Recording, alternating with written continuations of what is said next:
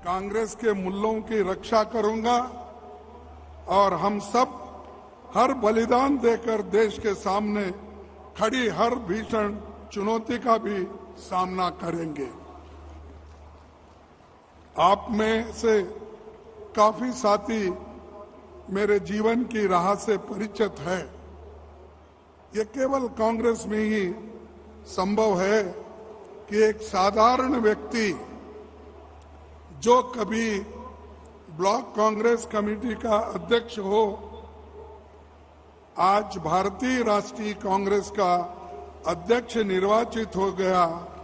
ये कांग्रेस के लिए और लोकतंत्र का सबसे बड़ा सबूत श्रीमती सोनिया गांधी जी, राहुल गांधी जी और मेरे पीसीसी डेलीगेट्स और हमारे वर्किंग कमेटी के सारे सदस्यों ने मुझे आशीर्वाद किया। तो इसीलिए ये आज मैं ब्लॉक कांग्रेस कमेटी से एआईसीसी अध्यक्ष बनने में मुझे एक मौका मिला। साथियों, मैं आज बेहद भावुक भी हूं। क्यों कि मैं और आप सब उस गौरवशाली विरासत की नुमाइंदगी कर रहे हैं जिसको महात्मा गांधी, पंडित जवाहरलाल नेहरू जी, सुभाष चंद्र बोस, सरदार वल्लभ भाई पटेल, मौलाना अब्दुल कलाम आजाद, डॉक्टर राजेंद्र प्रसाद, सरोजिनी नायडू, इंदिरा जी, राजीव जी ने अपने त्याग, बलिदान और समर्पण से ये सींचा हुआ कांग्रेस पार्टी है। इसका मुझे विश्वास है कि उनका दिखाया हुआ मार्ग लगातार हम आगे बढ़ाते रहेंगे। मैं आज श्री राहुल गांधी जी को भी धन्यवाद देना चाहूंगा। ये प्रेम केवल कांग्रेस जनों की ओर से नहीं, बल्कि भविष्य के करोड़ों उम्मीद लिए हर भारतवासियों से भी ये उम्मीद है। देश भर में चारों ओर फैले नफरत के माहौल के बीच तथा देशवासी की टूटती हुई उम्मीदों के बीच जब ऐसा लग रहा था कि अंधेरी की ताकतें कहीं सच पर हावी न हो, तो श्री राहुल गांधी जी ने रोशनी की उम्मीद की और संघर्ष की एक नया मशाल उन्होंने जला दी। भारत जोड़ो यात्रा देश की उम्मीदों के उगते सूरज की नई सुबह का नाम है, जिसकी रोशनी कन्याकुमारी से कश्मीर तक फैल गई और अब पूरे देश के हर कोने कोने में राहुल जी अपने असंभव को संभव कर दिखाया।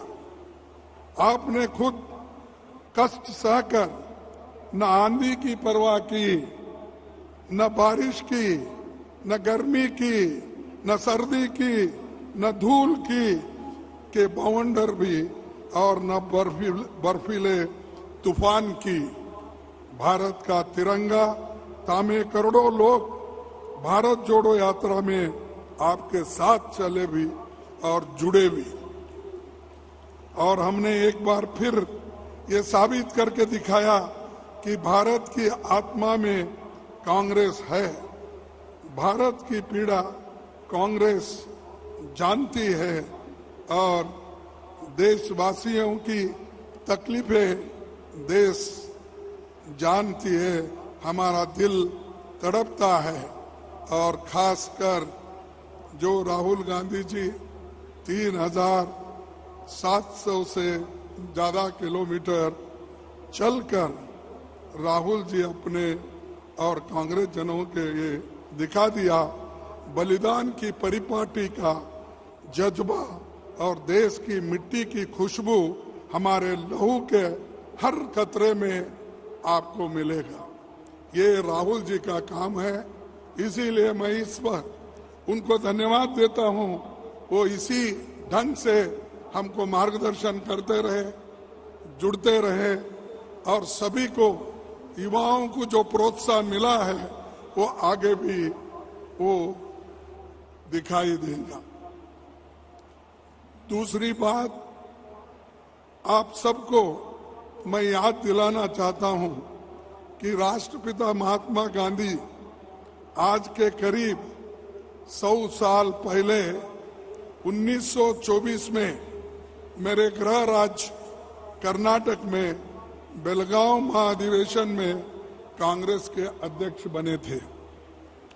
गांधी जी ने आजादी के लिए गांव देहात से लेकर किसानों और मजदूरों को कांग्रेस के झंडे तले खड़ा किया, नई दिशा दी। बेलगाम में कांग्रेस का स्वरूप बदला और कांग्रेस संविधान में भी बड़ा बदलाव हुआ। गांधी जी ने कांग्रेस को भारत के किसानों, मजदूरों, गरीबों और वंचितों से जोड़ा। कांग्रेस की वर्किंग, डिसेंट्रलाइजेशन हुई और कई काम हुए। यहीं से कांग्रेस एक जन आंदोलन के रूप में जनता के सामने आई और पूरा देश कांग्रेस के साथ खड़ा हुआ। बेलगाम में ही पहली बार कांग्रेस ने छुआछूत और जातीय भेदभाव के खिलाफ संघर्ष को अपने एजेंडा में आधिकारिक रूप से शामिल किया। ये विचार आगे चलकर भी वंचित वर्गों के लिए समान अधिकारों के संवैधानिक गारंटी का आधार बना।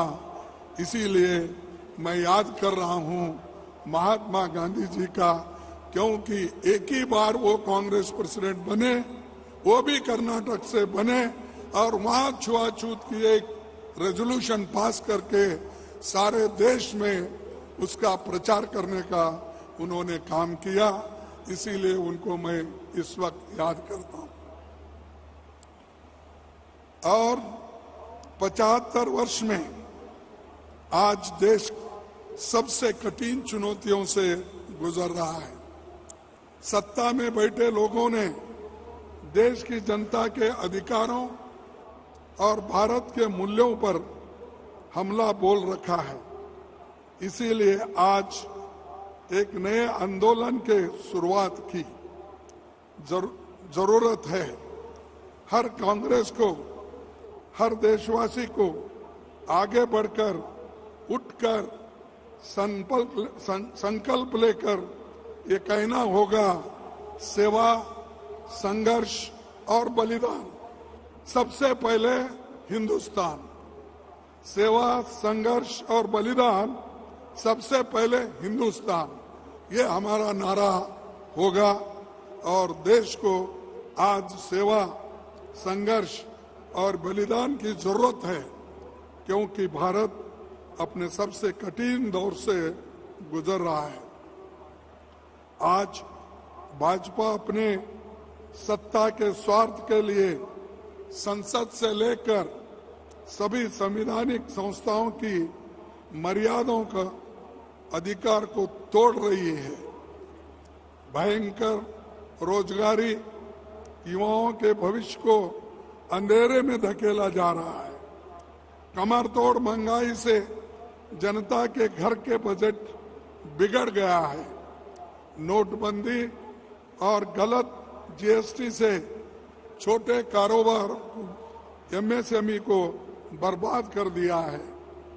फसल की कीमत न देकर किसानों की आमदनी को खत्म कर दिया है। नफरत के माहौल में देश के सामाजिक माहौल बिगाड़ दिया है। और यही नहीं, ईडी, सीबीआई, इनकम टैक्स, सारे एजेंसीज को चुनी हुई सरकारों को गिराया जा रहा है। और यहाँ पर मैं बोलना चाहूंगा, इस प्लेनरी सेशन को रोकने के लिए यहाँ पर बीजेपी सरकार ने छापा मारा, रेड किया हमारे लोगों को अरेस्ट किया, लेकिन फिर भी हमारे चीफ मिनिस्टर और यहाँ के कांग्रेस कार्यकर्ताओं ने डटकर मुकाबला करके इसको यशस्वी बनाया। ये है कांग्रेस के लिए एक बहुत बड़ी ताकत। ऐसा हम लड़ने का भी सीखना चाहिए, मुकाबला करने का भी सीखना चाहिए। अगर रोते बैठे तो कुछ नहीं मिलने वाला है, अगर आप लड़ते।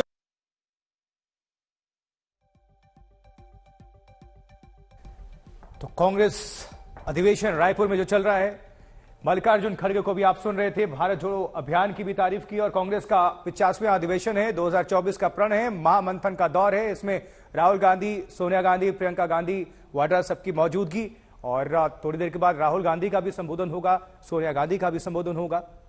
यही कांग्रेस का कर्तव्य है।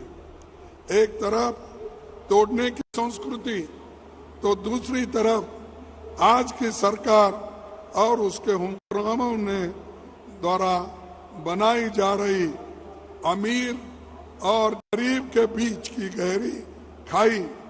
ऐसा लगता है कि जैसे देश की सरकार की नजर में दलितों, आदिवासियों, पिछड़ों, अल्पसंख्यकों, किसानों, वो नौकर पेशा और मध्यम वर्ग के लोगों के लिए कोई जगह इस बीजेपी सरकार में नहीं है।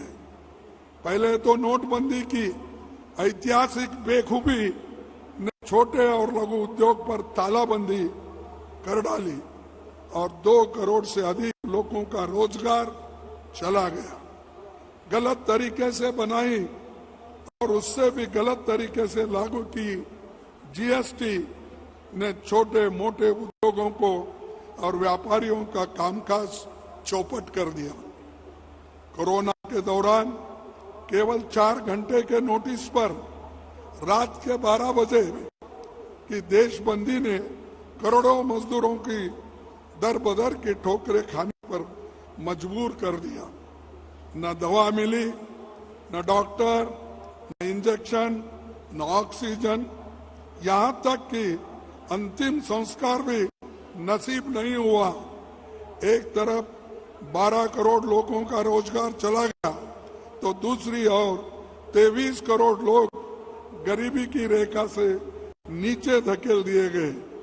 गंगा मैया हजारों लाशों से टूटी पड़ी थी और दिल्ली की सत्ता में बैठे लोग अपनी पीठ थपा ले रहे थे कि वो उन्होंने कोविड में बहुत काम किया। आज हालत ये है कि गरीब और मध्यम वर्ग की एड़ियां रगड़ रहा है। महंगाई ने बजट और घर दोनों तोड़ डाले हैं और मुट्ठी पर अमीर मित्रों की दौलत में इतनी बढ़ोतरी हुई कि वो दुनिया के दूसरे नंबर से बड़े अमीर बन बैठे। मैं पूछता हूं कि हमारा देश किस दौरान आ खड़ा हुआ है, जहां अन्नदाता किसान की प्रतिदिन की आय 27 रुपए है और प्रधानमंत्री के एक दोस्त की आय 1000 करोड़ रुपए दिन में है। देश के 72% यानी 3/4 एमएसएमई को एक फूटी कौड़ी भी नहीं कमा पाए, पर प्रधानमंत्री के एक दोस्त की संपत्ति 13 गुना यानी 1300% बढ़ जाए। और मुझे समझ में नहीं आता कि रोज इश्तेहार में खुद को छपवाने वाले दिल्ली के प्रधान सेवक ये अपने मित्र की सेवा कर रहे हैं। ऊपर से एक एक करके 70 साल में बनाई देश की हर संपत्ति को अपने मित्रों को हवाले कर रहे हैं। ये तो रेल, भेल, सेल, तेल सब बेच रहे हैं। आकाश हो, धरती हो या पाताल हो, देश की सब चीजें बेची जा रही है। मेरे देश के करोड़ों लोगों को अब चिंता है कि अब हमारी LIC और स्टेट बैंक ऑफ इंडिया भी बच पाएगा या नहीं, क्या इसको भी वो बेच लेंगे। ये आज हमको एक बहुत बड़ा हमारे सामने सवाल है और ये सरकार सब कुछ हमने जो बनाया था उसको एक एक करके बेच खा रहे। आर्थिक खाई के बीच देश के सामाजिक भेदभाव की